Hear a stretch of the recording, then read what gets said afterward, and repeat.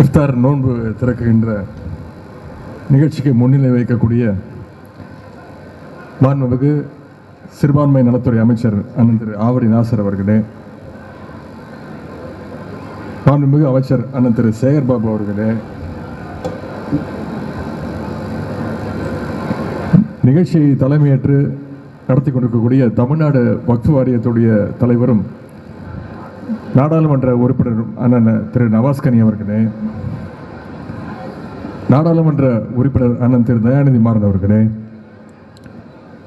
மாநில சிறுபான்மையினர் நல ஆணையத்துடைய தலைவர் திரு ஜோ அருண் அவர்களே, அரசினுடைய தலைமை ஹாஜிகள் திரு சலாவுதீன் முகமது அயூப் அவர்களே, திரு குலாம் மெஹதி கான் அவர்களே, தமிழ்நாடு ஹஜ் கமிட்டியினுடைய தலைவரும் சட்டமன்ற உறுப்பினருமான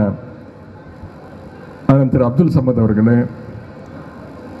தமிழ்நாடு வக்ஃப் வாரியத்துடைய முதன்மை செயலாளர் செயலலுவர் மருத்துவர் டாரஸ் அகமது ஐஏஎஸ் அவர்களே, சென்னை மாநகராட்சியுடைய பணிகள் குழு தலைவர் சகோதரர் சிற்றரசு அவர்களே, சென்னை மாநகராட்சி மண்டல குழு தலைவர் அண்ணன் மதன் மோகன் அவர்களே,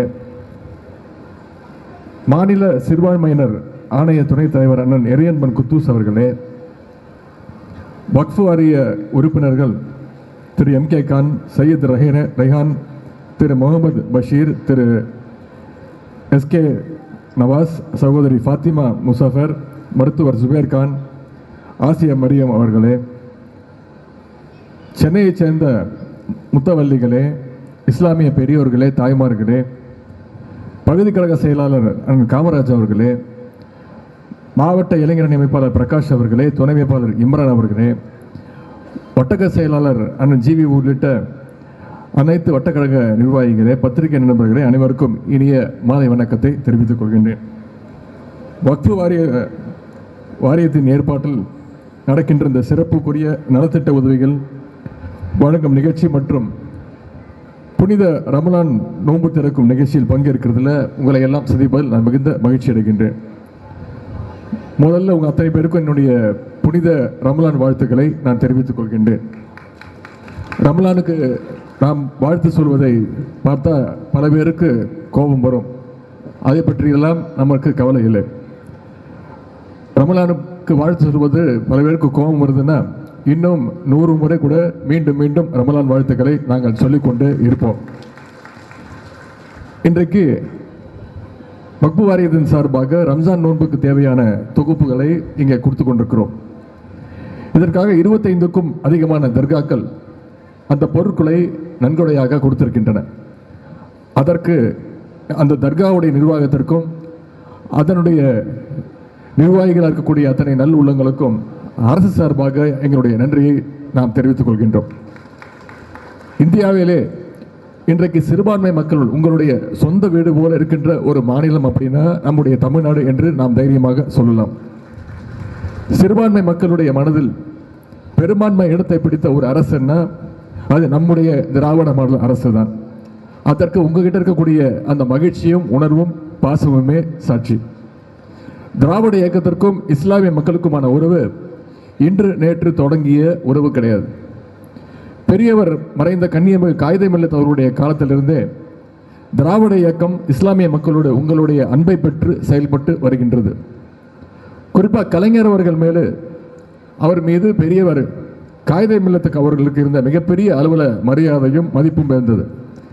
அதே போல் கலைஞர் அவர்களும் காயிதே மில்லத் அவர்களும் நல்ல நண்பர்களாக உற்ற தோழர்களாக இருந்தார்கள். இதை நான் ஏன் சொல்கிறேன் அப்படின்னா, காயிதே மில்லத் அவர்கள் இறுதி காலத்தில் உடல்நலம் சரியில்லாமல் இருந்த நேரம் அவர் மருத்துவமனையிலே அனுமதிக்கப்பட்டிருந்தார். முத்தமிழர் கலைஞர் அவர்கள் பெரியவர் காயிதே மில்லத் அவர்களை உடல்நலம் விசாரிக்க மருத்துவமனைக்கு சென்றிருந்தார். அங்கே கலைஞருடைய கைகளை பற்றி கொண்ட பெரியவர் காயிதே மில்லத் அவர்கள், நீங்கள் இஸ்லாமிய சமுதாய மக்களுக்கு செஞ்சிட்டு இருக்கிற இந்த நன்மைகளுக்கு நான் எவ்வளவு நன்றி சொன்னாலும் பத்தாது என்று திரு காயிதே மில்லத் அவர்கள் கலைஞருடைய கரங்களை பிடித்து கொண்டு சொன்னார். அந்த அளவுக்கு கலைஞர் அவர்கள் இஸ்லாமிய மக்களுடைய நலனில் மிகுந்த அக்கறை கொண்டவர். இன்றைக்கு கலைஞருடைய வழியில் நம்முடைய முதலமைச்சர் அவர்களும் இஸ்லாமிய பெருமக்களுக்கு அனைத்து வகையிலும் துணை நின்று வருகின்றார். நம்முடைய கழக அரசு ஆட்சிக்கு வந்ததுமே முதல்ல குடியரசு திருத்த சட்டத்தை ஒன்றிய அரசு திரும்ப பெறணும்னு சட்டப்பேரவையில் முதல்ல தீர்மானம் நிறைவேற்றியவர் தான் நம்முடைய முதலமைச்சர் அவர்கள். குடியுரிமை திருத்த சட்டம் மட்டுமல்ல, ஒன்றிய அரசு சிறுபான்மை மக்களுக்கு எதிராக என்னென்ன செய்யலாம்னு தொடர்ந்து திட்டம் போட்டு ஒவ்வொரு நாளும் ஒரு திட்டத்தை செயல்படுத்திட்டு இருக்கு. குறிப்பாக முத்தலாக் சட்டம், என்ஆர்சி, இப்படி வருஷம் ஏதாவது ஒரு சிக்கலை ஏற்படுத்தி சிறுபான்மை மக்களை நெருக்கடிக்கு ஆளாக்கின்ற வேலையை ஒன்றிய அரசு தொடர்ந்து செய்து கொண்டு வருகின்றது.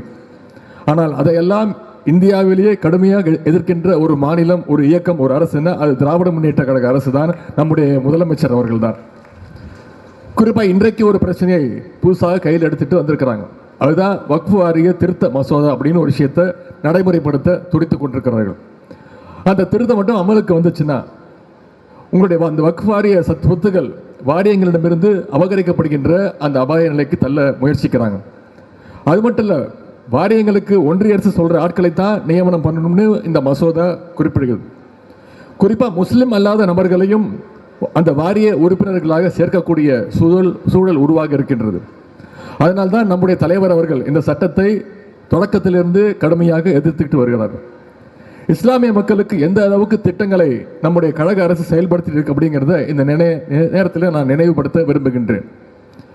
திராவிட முன்னேற்ற கழகம் முதன்முறையாக ஆட்சிக்கு வந்தபொழுது மிலாது நபிக்கு விடுமுறை தந்தவர் முத்தமிழர் டாக்டர் கலைஞர் அவர்கள். அதேபோல் உருது பேசும் முஸ்லிம் மக்கள் பிற்படுத்தப்பட்ட மக்கள் பட்டியல் சேர்த்துக்கப்பட்டதும் கழக ஆட்சியில் தான். வக்ஃப் வாரிய சொத்துக்களை பராமரிக்க முதல்ல மானியம் ஒதுக்கியது திராவிட முன்னேற்ற கழக அரசு.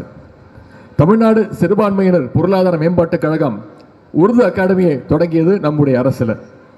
கண்ணியமிகு காயிதே மில்லத் அவர்களுக்கு நினைவாக மணிமண்டபம் கட்ட நிதி ஒதுக்கியதும் திராவிட முன்னேற்ற கழக அரசு. காயிதே மில்லத் மகளிர் கல்லூரியை உருவாக்கியதோடு ஆண்கள் கல்லூரிக்கும் இடம் அளித்தது நம்முடைய அரசு. இஸ்லாமிய மக்களுக்காக இவை அனைத்தையும் செய்தவர் நம்முடைய முத்தமிழர் டாக்டர் கலைஞர் அவர்கள். பொதுவாக சாதிகளின் அடிப்படையில் இடஒதுக்கீடு வழங்கப்படுறது வழக்கம்.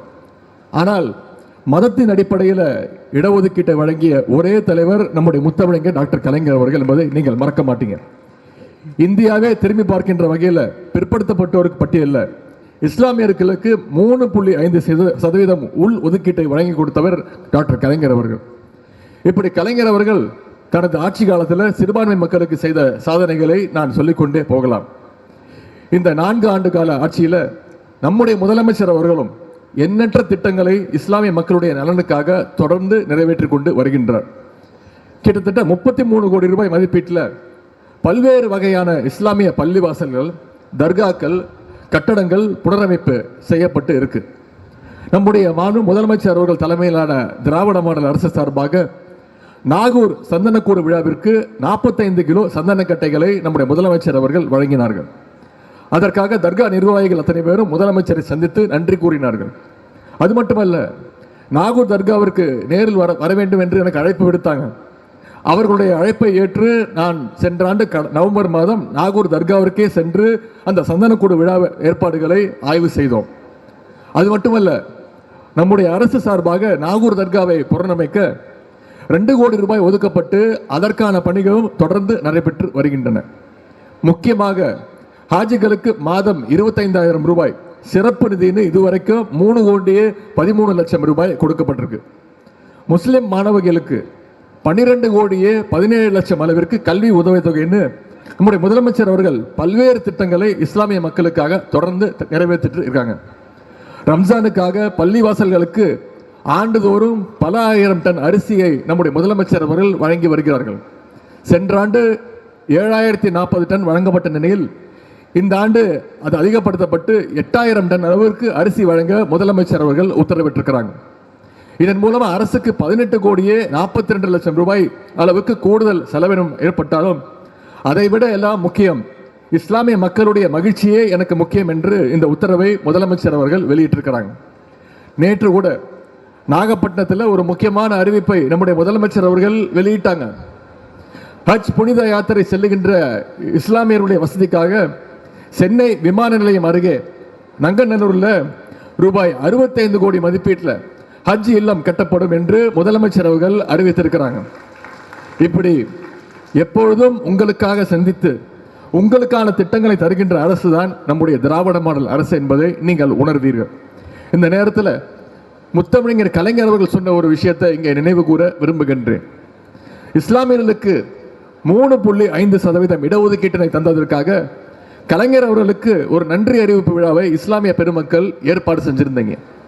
அப்போது அந்த கூட்டத்தில், நன்றி அறிவிப்பு கூட்டத்தில் பேசிய கலைஞர் அவர்கள், இங்கே எனக்கு நீங்கள் எல்லாம் நன்றி சொல்லி பேசினீர்கள், எனக்கு நன்றி சொல்லி என்னை உங்களிடமிருந்து பிரித்து விடார்கள், நான் உங்களில் ஒருவனாகவே இருக்க விரும்புகின்றேன், நான் எப்பொழுதுமே உங்களை சார்ந்தவன் தான் என்று கலைஞர் அவர்கள் உரிமையோடு சொன்னார்கள். அதே உணர்வோடு தான் நம்முடைய முதலமைச்சர் அவர்களும் இன்றைக்கு இவ்வளவு திட்டங்களை இஸ்லாமிய மக்களுக்காக தொடர்ந்து செயல்படுத்திக்கிட்டு இருக்காங்க. இப்படி நம்முடைய திராவிட மாடல் அரசு என்றைக்கும் இஸ்லாமிய மக்களுக்கு உற்ற துணையாக இருப்பார்கள். நீங்களும் இந்த அரசுக்கு ஆதரவாக உற்ற துணையாக இருக்க வேண்டும் என்று நான் இந்த நேரத்திலே உங்களை எல்லாம் நான் கேட்டுக்கொள்கின்றேன். நலத்திட்ட உதவிகளை பெற்ற அத்தனை பேருக்கும் என்னுடைய அன்பையும் வாழ்த்தையும் தெரிவிப்பதோடு மீண்டும் உங்கள் அத்தனை பேருக்கும் என்னுடைய ரமலான் வாழ்த்துக்களையும் தெரிவித்து வாய்ப்புக்கு நன்றி கூறி விடைபெறுகின்றேன். நன்றி, வணக்கம்.